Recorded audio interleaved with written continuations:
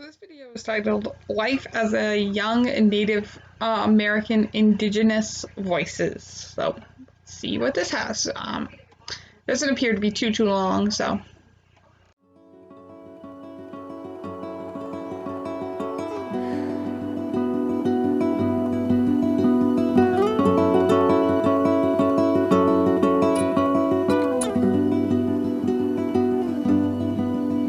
We don't have to fit in, like we can just be ourselves. And we are miracles because our ancestors survived and we're here. And it took me a while to see that.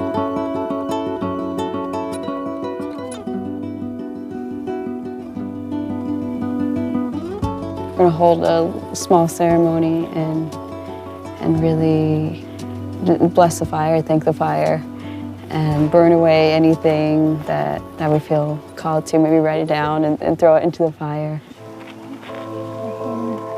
It's very hard when you move away from the family to keep up with your tribe's traditions and things like that. It's so easy for them to fade away. Well, you're strong Indigenous women, and I feel like this is definitely a time for our voices to be heard.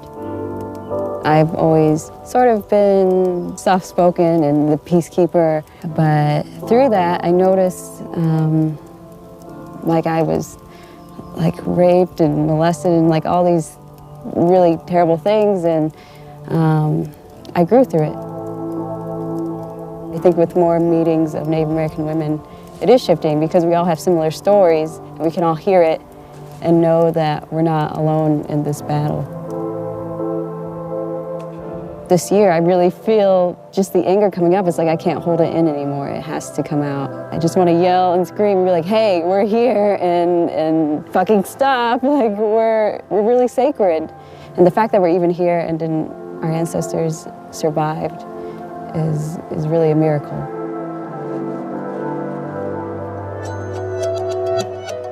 This is my house. I grew up here until I was 7. I was a really feisty little kid. I was really outspoken and said exactly what was on my mind all the time. My mother is Kiowa and Comanche, and my father is Havasupai and Kumeyaay. I don't know anyone else who is those 4 combinations of tribes. Here was sort of the spot that I hung out the most. And climb up there, and I remember when Pocahontas came out, and I would stand on the rock, and I'm like, I'm Pocahontas. Growing up in such an age of pop culture and things, I sort of lost that sense of the tradition. Since I grew up a lot outside of the reservation too, I sort of felt like I had to adapt. When I just sat down with my Comanche family and heard the songs, like I felt like I was transported back into the ancient ways. When I reconnected to the ceremony, I reconnected to my innocence and that feeling like, wow, anything is possible. We're about to meet with Rissa, my cousin, and we're going to do a little bit of water release therapy that is used to really help PTSD and physical pains and mental illnesses. The water amplifies everything. It amplifies the energy and frequencies and transmute it into love, sort of, yeah.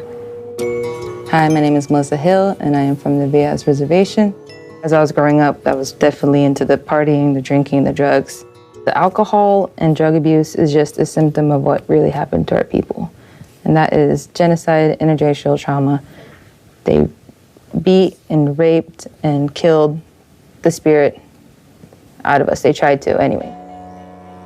So along with this whole path of destruction, I'm gonna try to be that break where it's like, no, I'm not gonna pass this on to my kids. I'm gonna try to heal myself the best that I can to the best of my abilities.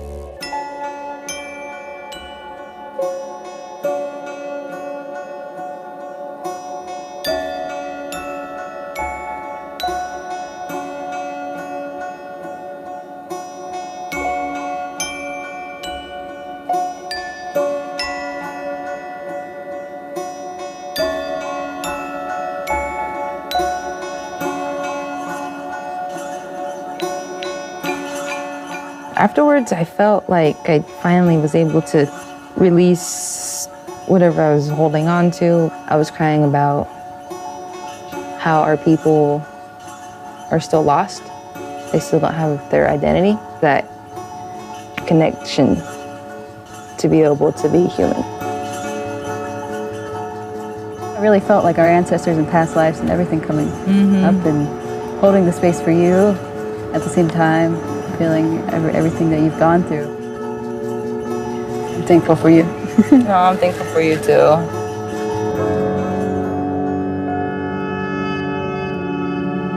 My grandma, she got this for me. It says Kumeyaay, West Coast native. That's the tribe I'm from. She got it over here at the tribal hall. I don't know the dude that made it, but he's Native American as well. We get like named by like animals for our middle names. So like my middle name is Bear. I think it's pretty cool. My middle name is Wild Horse. I like that a lot. You can say these words in Kumeyaay. It's just you'd have to personally for me, I gotta have to like learn them. My generation and then the generation behind me, like we don't know a lot of our own words, and that just shows you like how little Native Americans are with like their culture.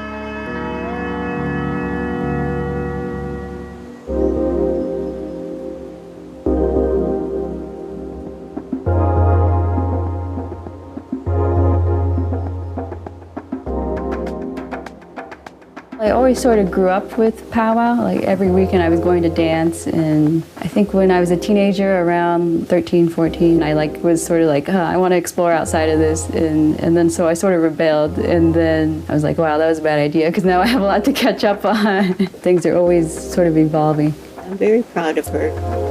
She's very special. She always has been. When she dances, it's just beautiful. Hey, puppy. Dance strong, dance for your people. So these are my moccasins, and I brought my Fenty Puma shoes. I'm always being told don't be so materialistic, but they just make me feel so good. I'm really excited to go to this powwow, and also a little nervous because I haven't been in a while. I feel like everything's gonna fall into place as soon as I get there.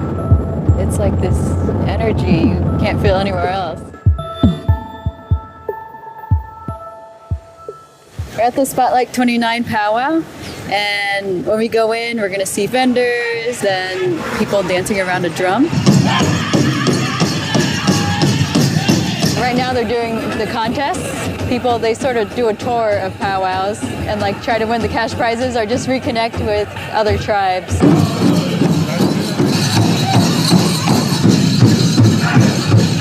My dad's beadwork, so every time I wear it, it's just real sacred to me. I feel his spirit and stuff, and honored to, be able to keep your tradition alive and dance.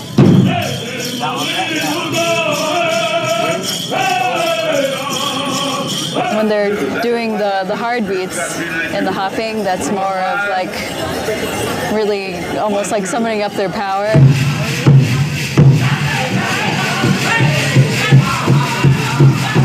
This is how we met, actually, when we were like 10 years old. And we've been friends ever since. The stuff that we wear, everything is a lot more modernized. So, for example, I got these skirts off of Amazon. It has to be more flashy now since it's better competition. It's more contemporary these days. Anything you can do to catch the judge's eye.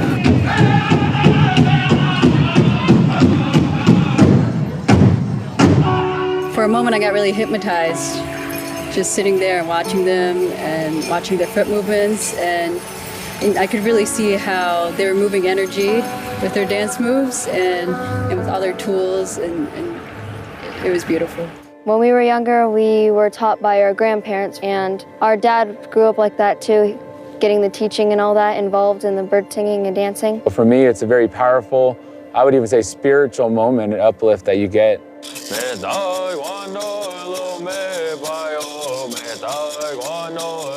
These days we wear dresses that have ribbons on them. The colors, we have a different meaning to our group. The blue represents the water, the red represents the dirt and the blood.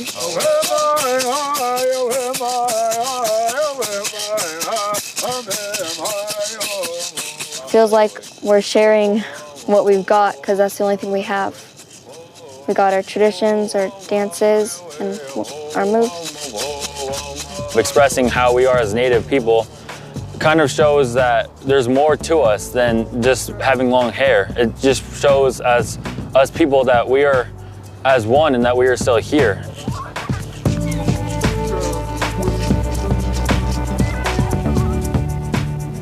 So, where are we going? We're going to Trilogy Sanctuary, and it's right near the beach.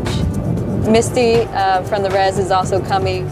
We grew up together and watching like Spice Girls and all sorts of things in the 90s. Yeah. This bond that we all have is just, it's amazing. It's electrical, and it's just everything that I want to be surrounded by all the time. I want to be surrounded by positivity, energy, light, creativity, all of it. So my family, my culture, being here to express it is what I've always wanted.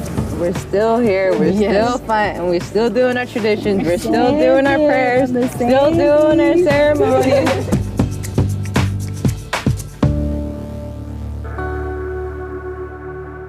My grandfather told me a story. He was walking and there was like two paths, one like really rocky and the one clear path. But he heard like a rattlesnake in the clear path and then he just like ran to the rocky path until he was home. I saw it like sort of as a metaphor, like, oh, sometimes you just gotta run through the rocky path.